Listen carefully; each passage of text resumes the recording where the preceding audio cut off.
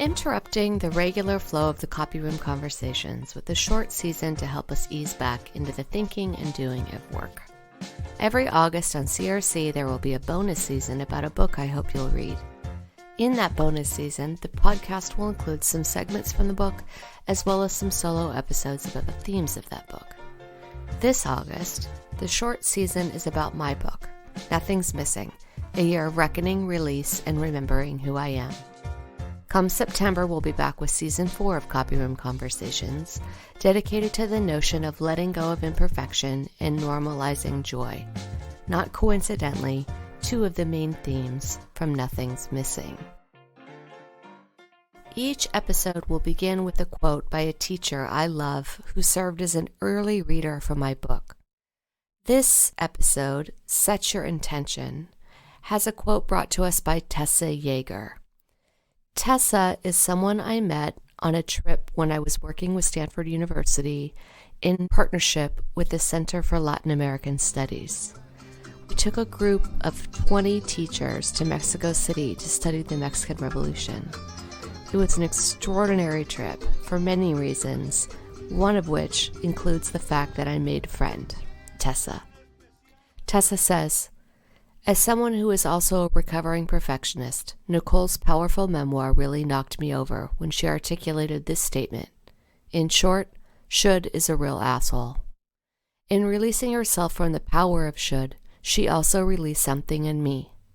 What would it mean to be free from should and instead focus on the potential of now? That may just be what freedom is." The chapter for Set Your Intention starts with a quote by Dr. Maya Angelou. Ask for what you want, and then be prepared to get it. This story is about our dog, Mario. We had just rescued him, and he was bringing a lot more rescue to me than I had to him.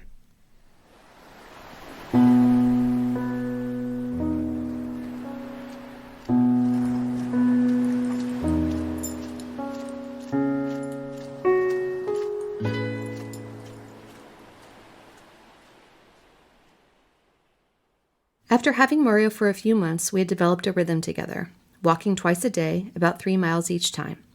While Officer Sharon told me he was about 3 years old, the vet thinks he's actually closer to 1. The more comfortable he's gotten at home, the more puppy has been revealing himself. I like my shoes, and my headphones, and my glasses. Turns out he does too, most of all how they feel in his mouth after he's chewed through them. And so we walk a lot, Mario and I, to try to help him put that energy to a less destructive use. Recently, I've tried to take different routes. I tend to be a find the route you like and stick with it kind of girl, in life and in dog walking. So recently, I thought I would push out of my box a little bit and try to discover some new ways around the neighborhood. I found some amazing places on my dog walking travels, beautiful still lagoons with families of ducks, pairs of loons, and solitary egrets. I even happened upon the most unusual creature who looks as if he's a combination of chicken and duck, whom I now affectionately call Chuck when I pass him on the path. I have also had the pleasure of identifying patterns that some of the ocean birds follow. When the tide is low, for example, an enormous flock of pelicans comes to feast. When the tide is high, seagulls come calling, diving in and out of the water, seeming only to mew at one another as if they were shouting a series of expletives. It's been a peaceful time for me, and with the exception of the foul-mouthed seagulls, a quiet place for me to gather my thoughts at the beginning and end of each day.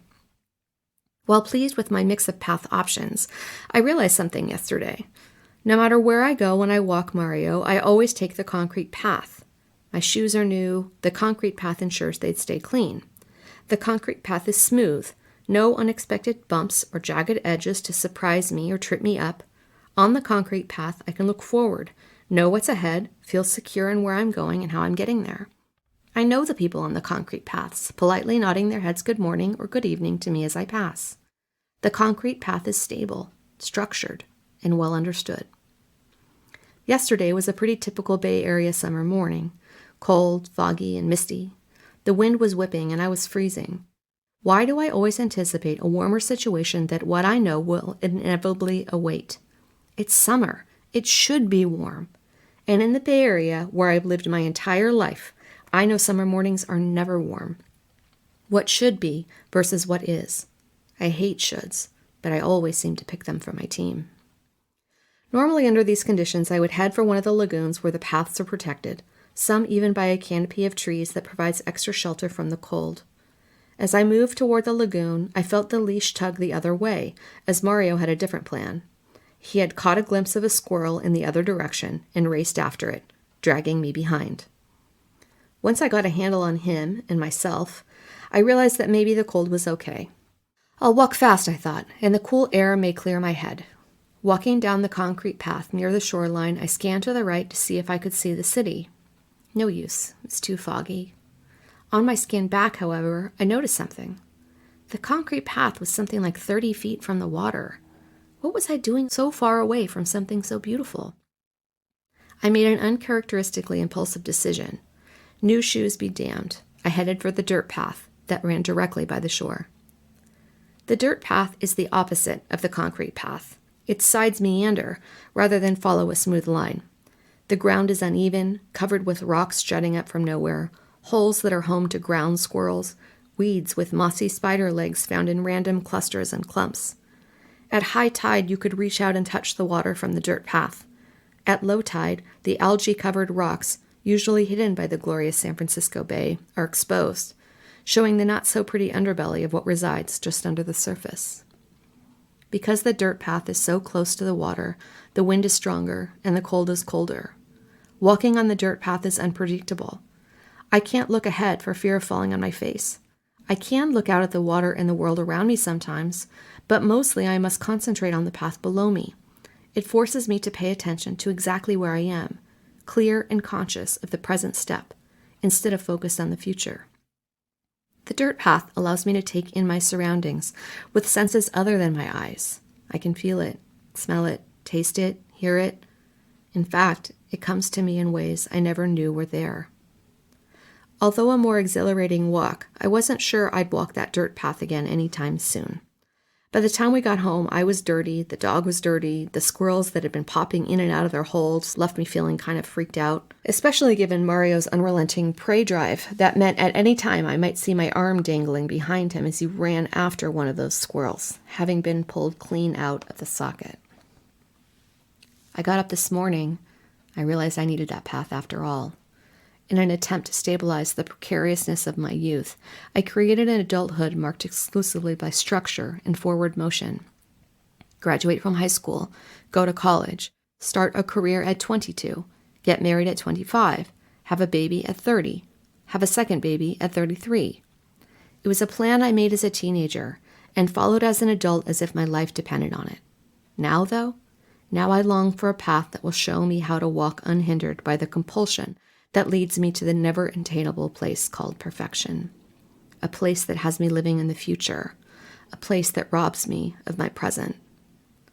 So I will walk the dirt path again today, not because I know my surroundings, but because I trust myself.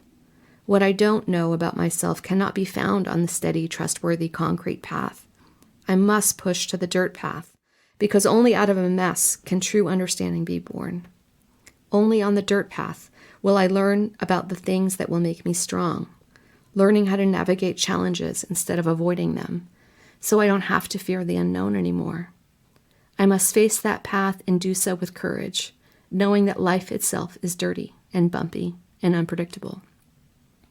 Some days I will need the concrete path, and that's okay.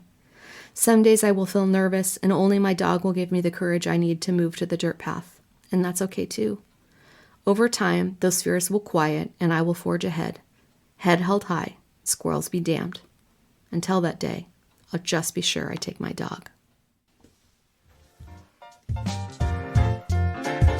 Thank you for listening to Season 3, with episodes released on Sundays and Wednesdays in August, each one dedicated to a different chapter in the book Nothing's Missing.